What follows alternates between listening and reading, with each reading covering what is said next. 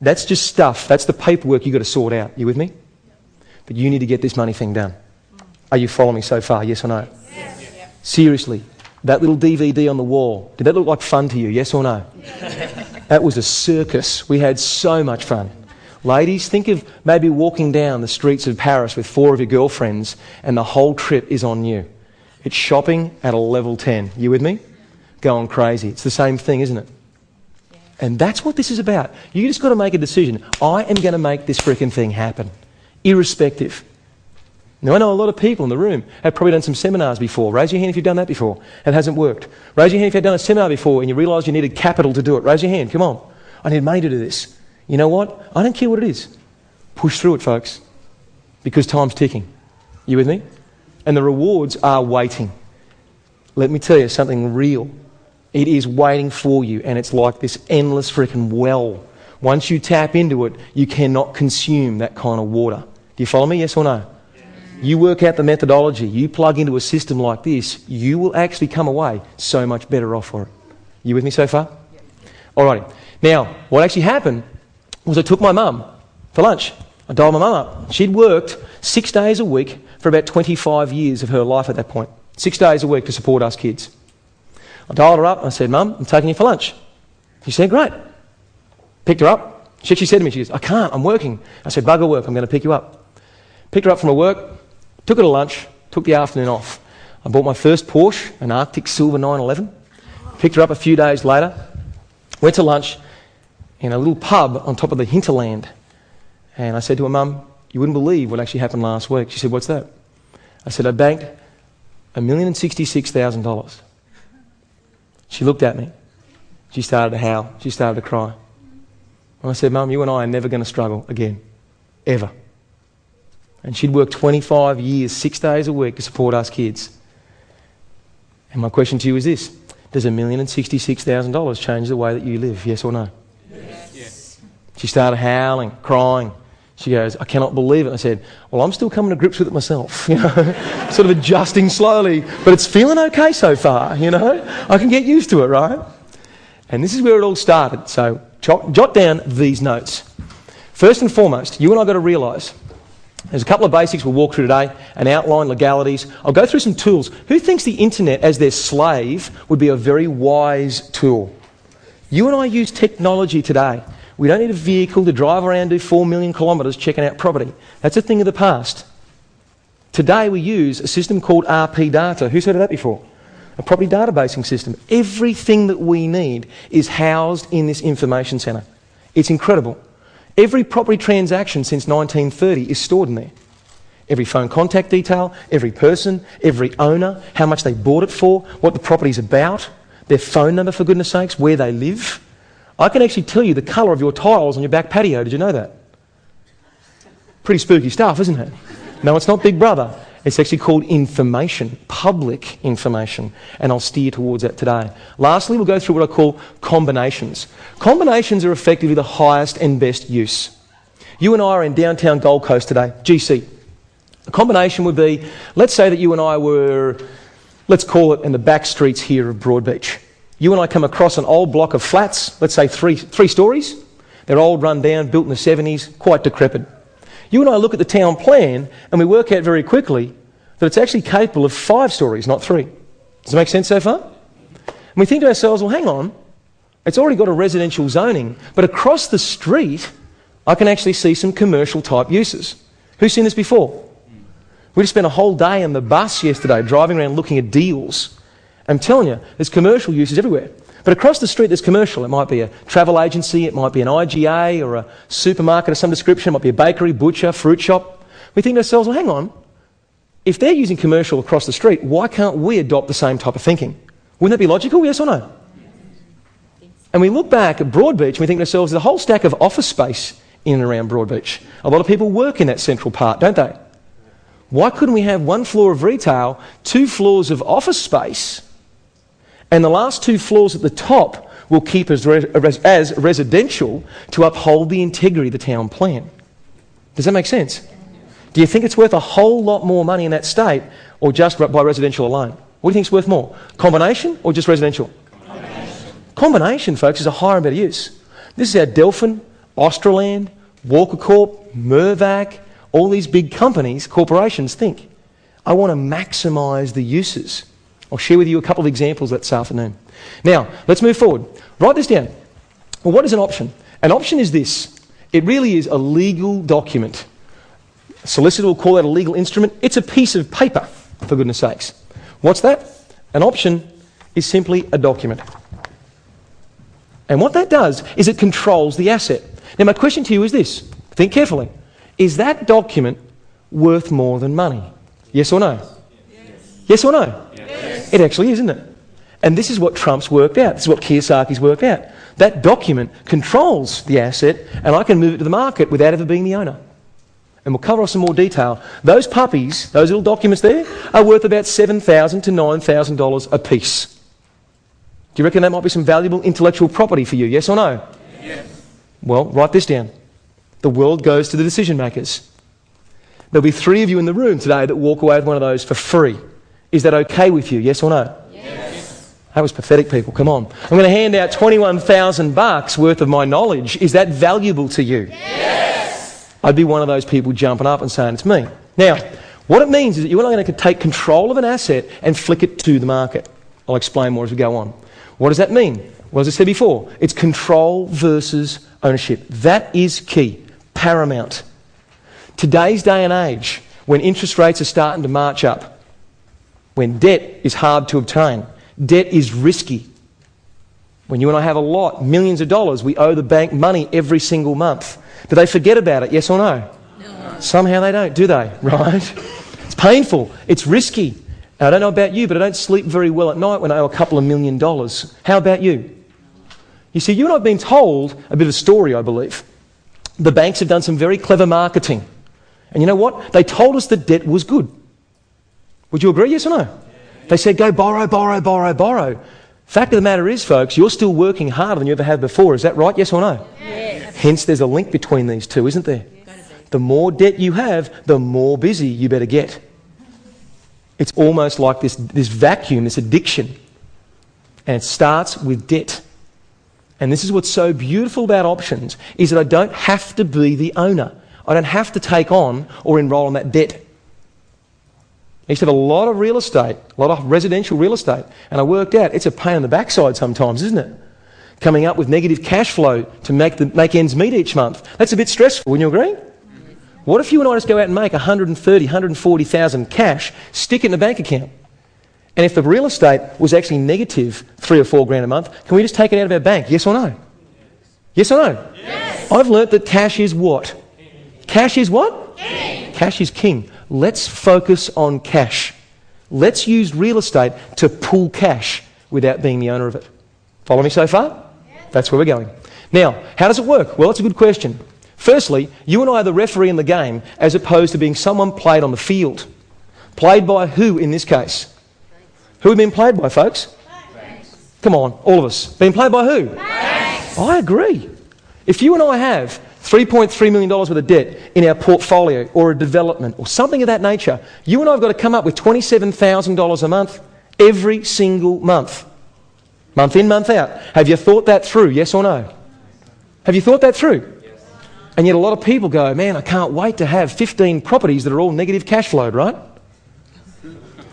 Right? Right?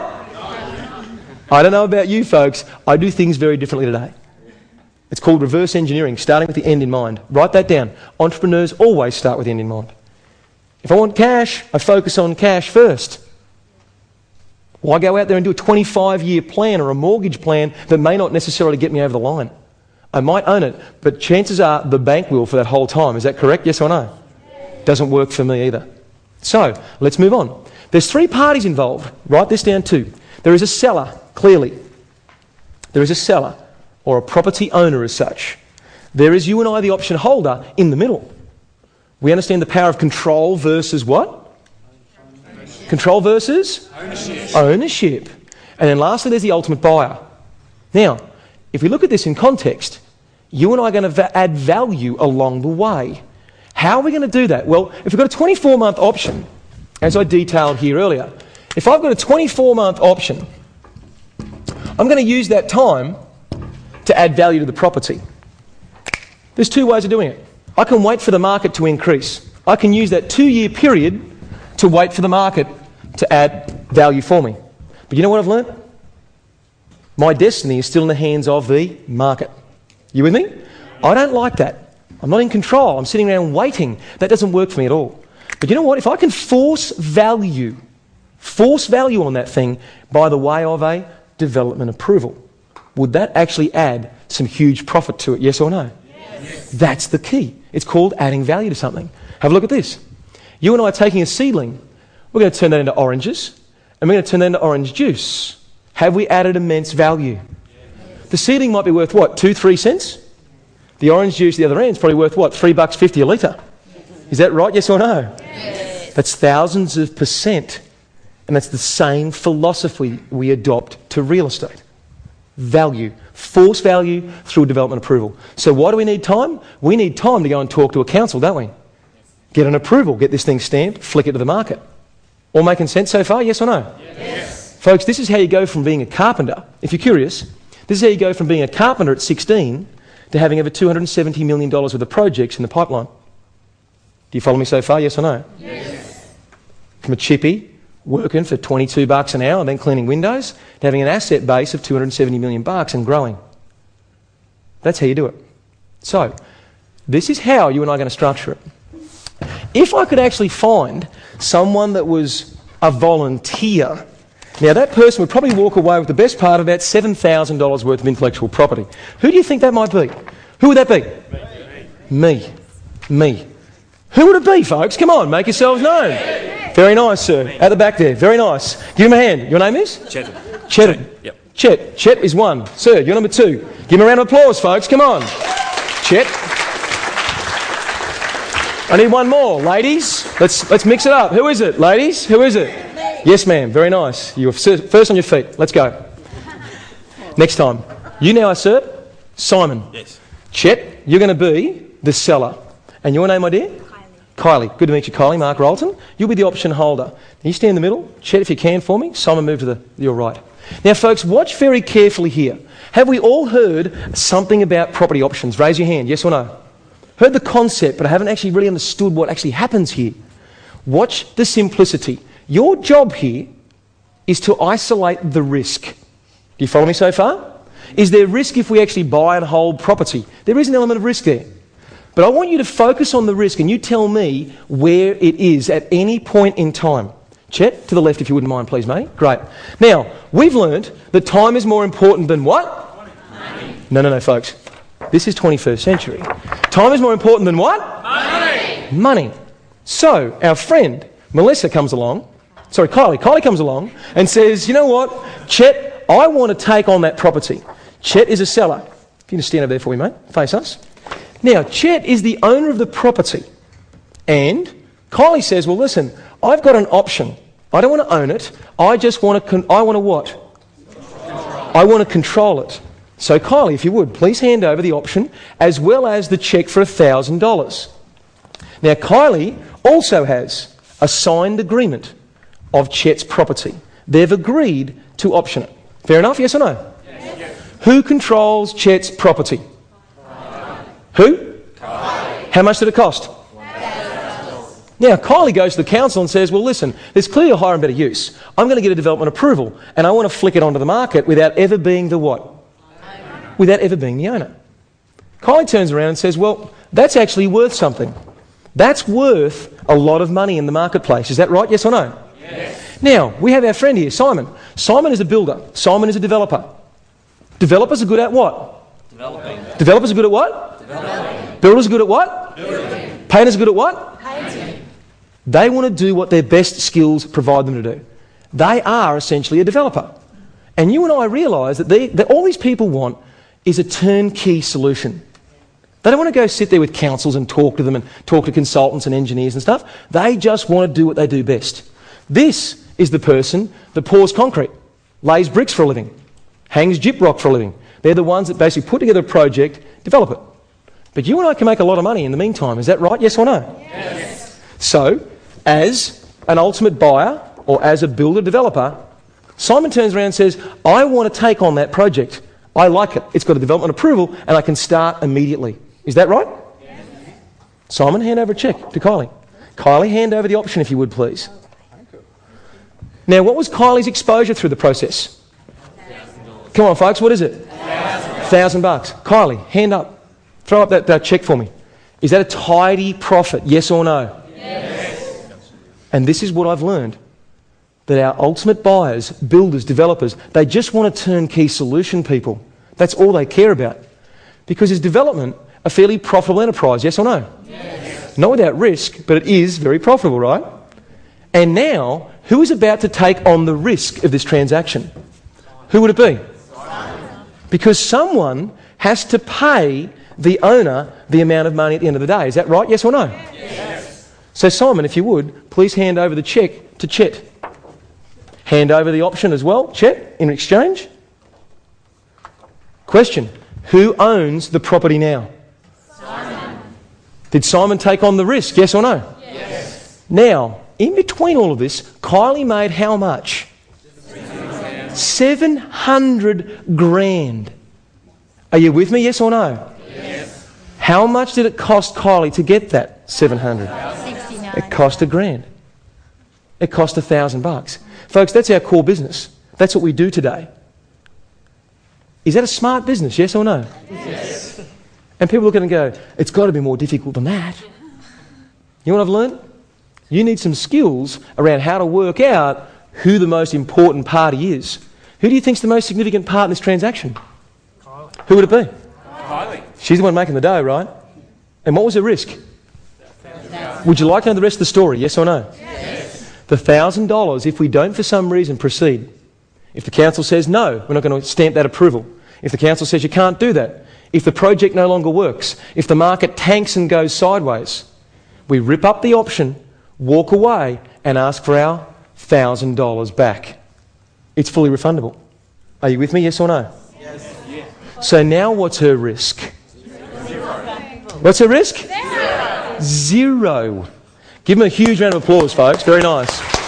Keep one of those, Simon. Keep one of those, Kylie. And also one for you too, Chet. Very, very nice.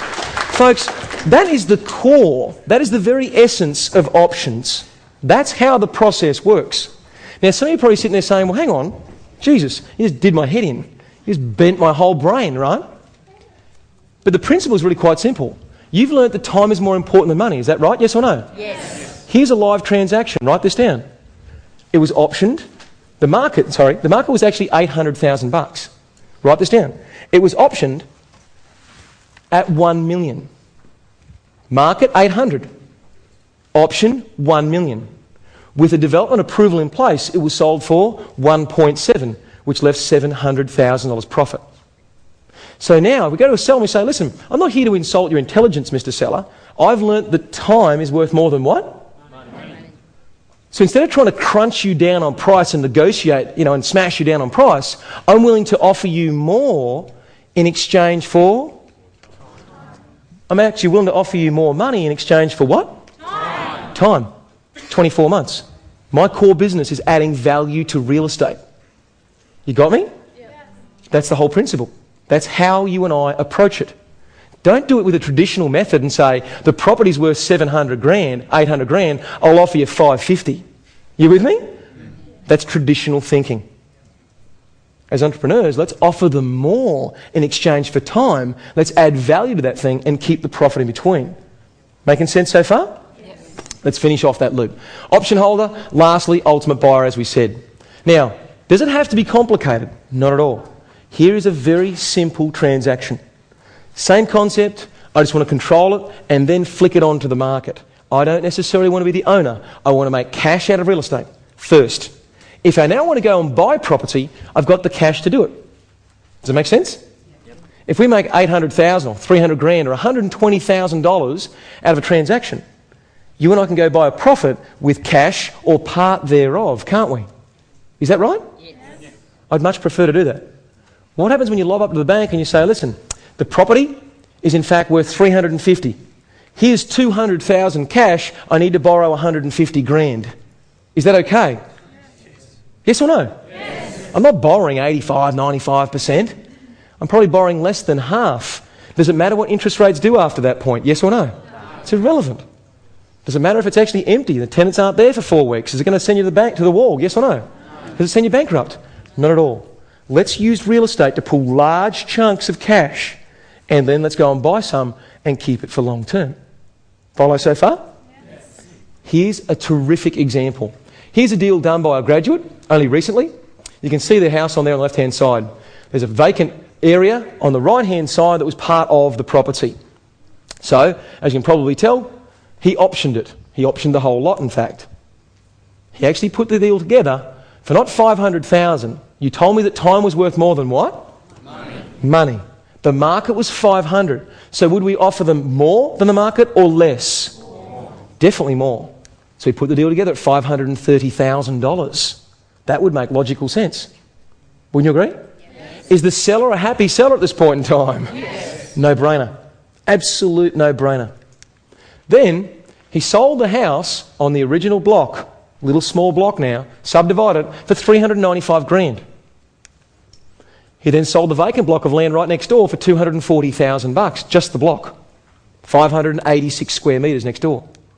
That gave him a gross realisation of $635,000. But someone has to pay the seller $530,000. Is that right? Yes or no? Yes. Correct. Less $530,000 left him with $105,000 gross profit.